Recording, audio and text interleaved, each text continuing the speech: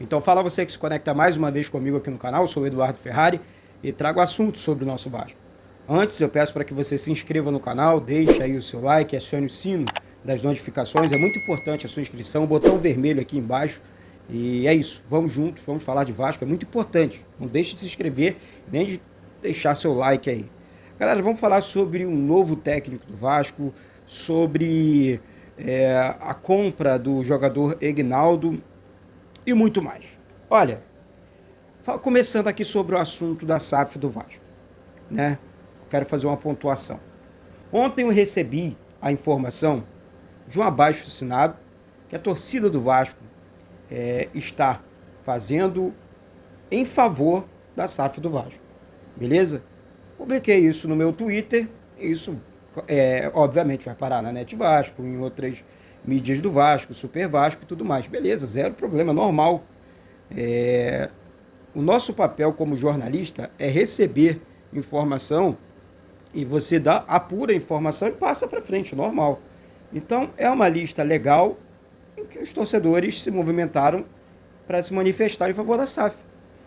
Mas algumas mídias colocaram como se eu, Eduardo, estivesse encabeçando essa lista e tudo mais. Não estou encabeçando nenhum tipo de lista, tá? Eu apenas repassei uma informação como qualquer um outro veículo de comunicação ou outra pessoa que trabalha se informando e passando as informações e tudo mais. É isso. Então não tem nada, não estou encabeçando nada. Eu apenas recebi uma informação, como sempre faço, e passei adiante. Beleza?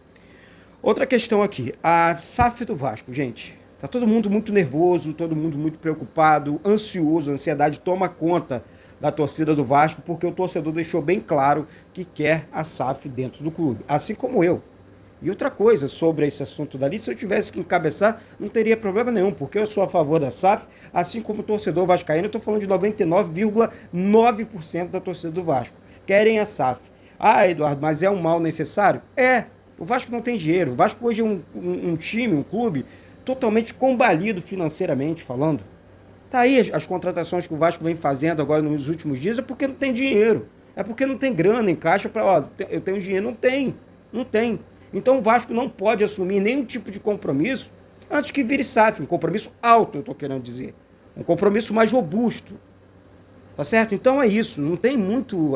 Eu acho que é muita conversa e a gente tem que falar menos e agir mais. Temos que apoiar mais o que a instituição vem fazendo, até porque quem paga a conta é o Vasco, é a torcida do Vasco. Tá certo? Então, a SAF, a 777 do Vasco, só vai injetar depois do dia 7. A partir do dia 8, aí sim, teremos uma vida nova, um dinheiro novo dentro do clube.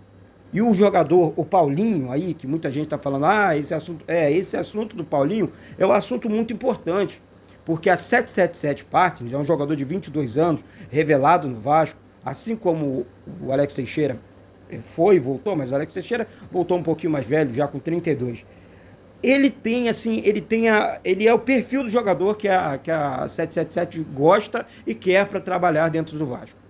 Então, pode ser que seja ali o cartão, né, de boas-vindas, sei lá. Ó, toma aqui, Paulinho de presente para a torcida logo no início da próxima temporada, ou então para a sequência ainda, né? Não sei se vai dar tempo. Isso é fato.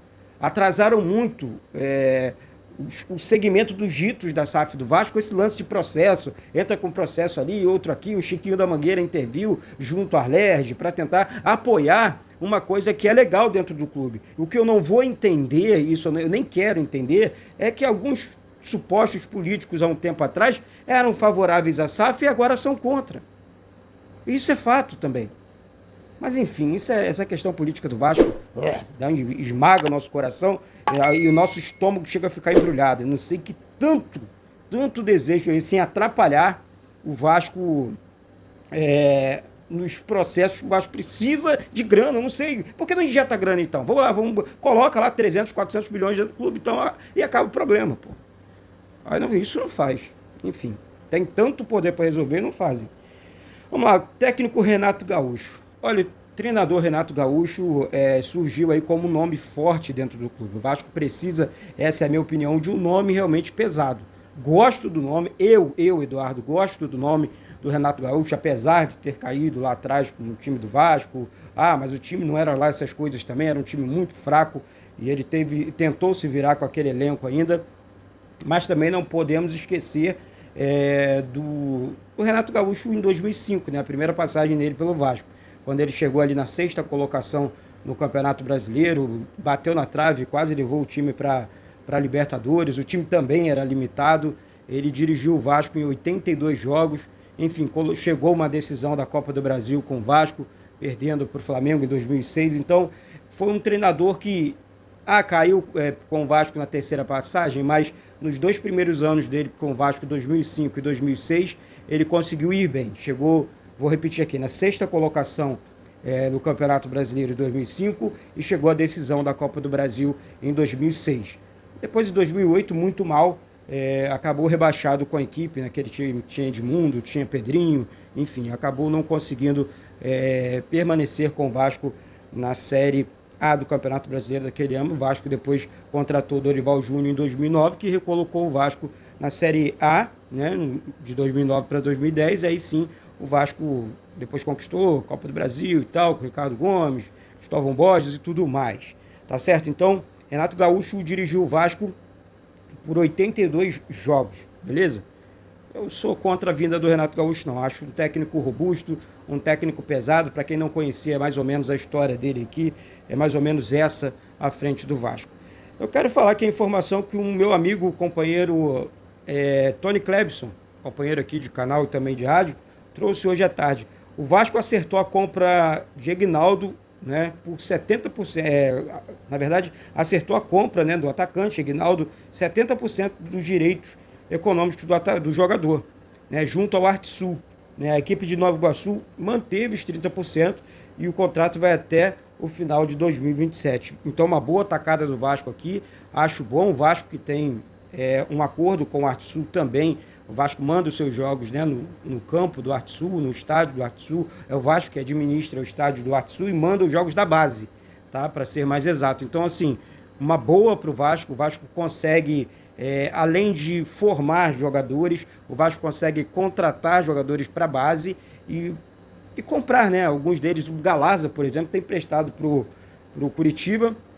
É um jogador que teria espaço nesse elenco do Vasco aí para a disputa dessa Série B, mas infelizmente acabou emprestado e espero que volte, retorne bem para o Vasco.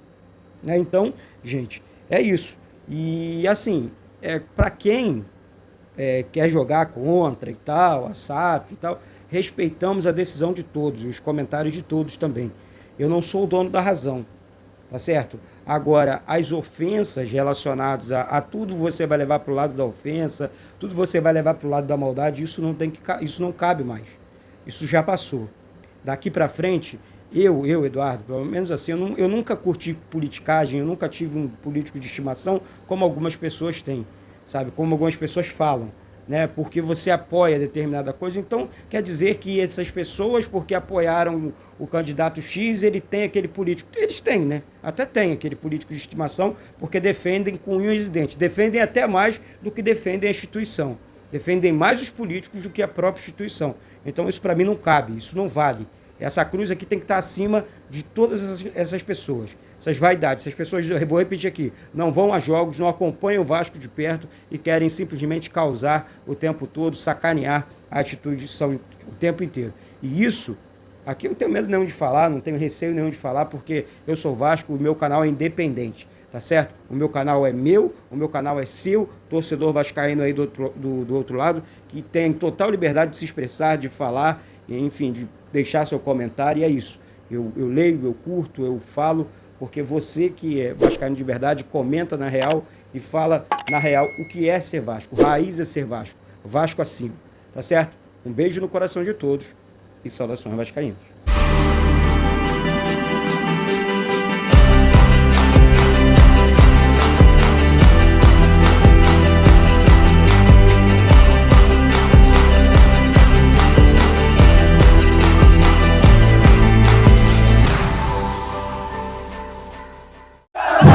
Ah!